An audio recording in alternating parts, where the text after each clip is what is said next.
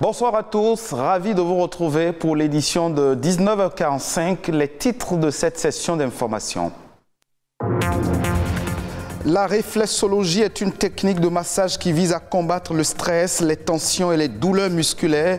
En cas de mal de dos par exemple, elle permet de soulager le malade et de réduire les effets secondaires. Travailler dans un environnement extrêmement froid peut être dangereux pour la santé, voire mortel. Dans certaines circonstances, les conséquences d'une exposition prolongée au froid à découvrir dans cette édition. Apiculture au Bénin, des préalables s'imposent pour booster la filière. Une entrepreneur apicole nous donnera les réformes à opérer pour y arriver.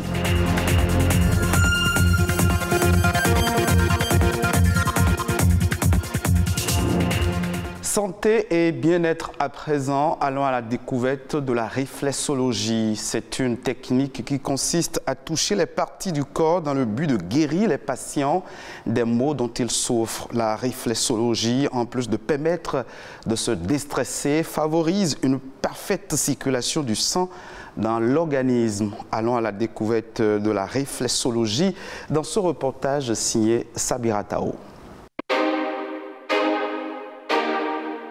Guérir par le massage est la spécialité de Gildas. Ce professionnel de santé est passé maître dans l'art de traiter les pathologies dont souffrent ses patients par la réflexologie. La réflexologie, c'est la main. Vous voyez, notre travail se base essentiellement sur les mains. Chaque partie du corps ou chaque organe a un point au niveau des plans des pieds qu'on appelle zone réflexe. Donc, un patient qui a mal quelque part ou bien a mal aux yeux, les problèmes d'AVC, les problèmes d'hyperplégie, d'hémiplégie, les problèmes de paralysie, les problèmes d'hypo et hypertension, problèmes de cœur, n'importe quel problème, nous savons des parties où il faut stimuler au niveau des plans des pieds pour que le patient retrouve sa santé. Et pour se remettre du malaise dont il souffre, Frédéro est venu en consultation chez son réflexologue. Objectif, combattre les douleurs musculaires qu'il ressent depuis quelques jours et évacuer surtout le stress. Je vois que ça ne va pas du tout et je suis souvent un peu stressé de toute façon. Donc, je suis venu ici pour avoir satisfaction. Pour lui donner satisfaction, Frédéro est soumis à un traitement de détoxification. C'est un appareil qui permet d'enlever les déchets. Donc après avoir fait ça, vous avez une bonne circulation du sang. Toucher les parties sensibles du corps pour que le patient retrouve sa santé peut sembler banal. Pourtant, Gildas et ses collaborateurs ont l'art d'offrir aux patients des séances de massage à l'aide des produits spécifiques, notamment des huiles essentielles. Mais attention, la réflexologie plantaire est déconseillée en cas de troubles cardiaques sévères et durant le premier trimestre de grossesse. En milieu professionnel, toutes les personnes qui travaillent dans les chambres froides se doivent aussi de consulter périodiquement un réflexologue, car le fait de s'exposer au froid jusqu'à une température de moins de 15 degrés Celsius peut avoir des risques plus ou moins graves sur la santé du personnel. Quelles sont donc les conséquences d'une exposition prolongée au froid? Élément de réponse dans ce reportage. Moins 31 degrés Celsius à l'intérieur de cette chambre froide et 30 degrés à l'extérieur. Charles brave le froid pressant de cette chambre froide pour répondre aux commandes des clients.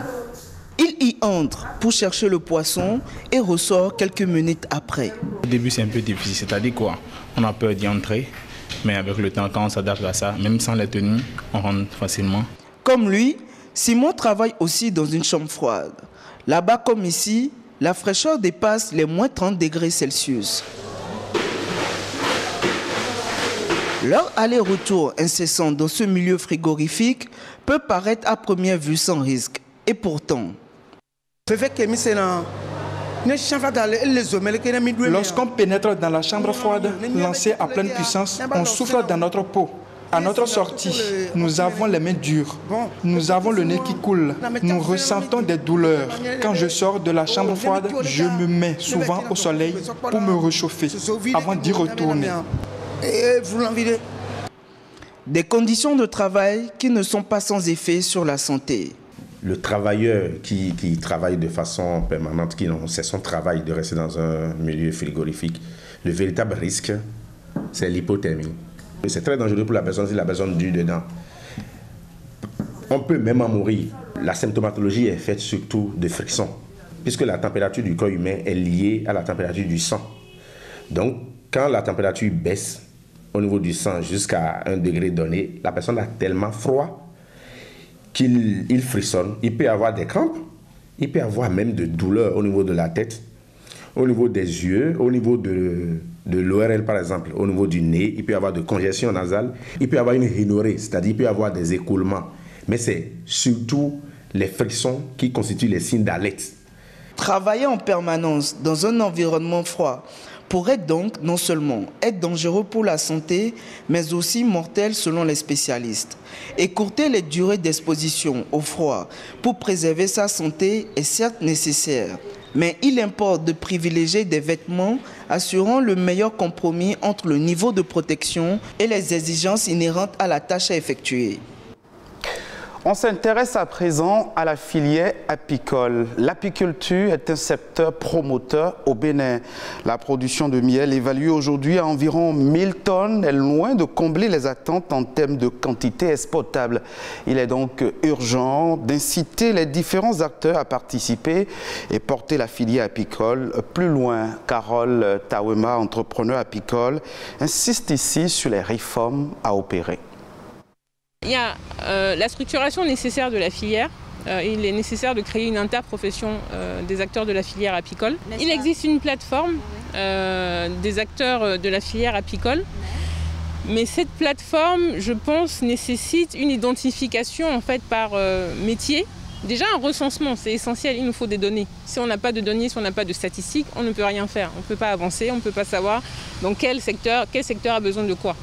Donc il nous faut ces données dans un premier temps, recenser tous les apiculteurs sur le territoire béninois afin d'identifier les potentialités pour le miel du Bénin et aussi la diversification possible des produits parce qu'un apiculteur, peut-être dans une zone où il ne récolte pas suffisamment de miel, mais peut-être que les abeilles ou les ruches, la fabrication des ruches et l'élevage des abeilles sont aussi une source de revenus. Il y a des acteurs qui le font déjà, mais peut-être qui a tout intérêt à les faire connaître de façon à ce qu'ils apprennent à d'autres acteurs et ainsi de suite. La structuration a pour but d'identifier pour ensuite déployer.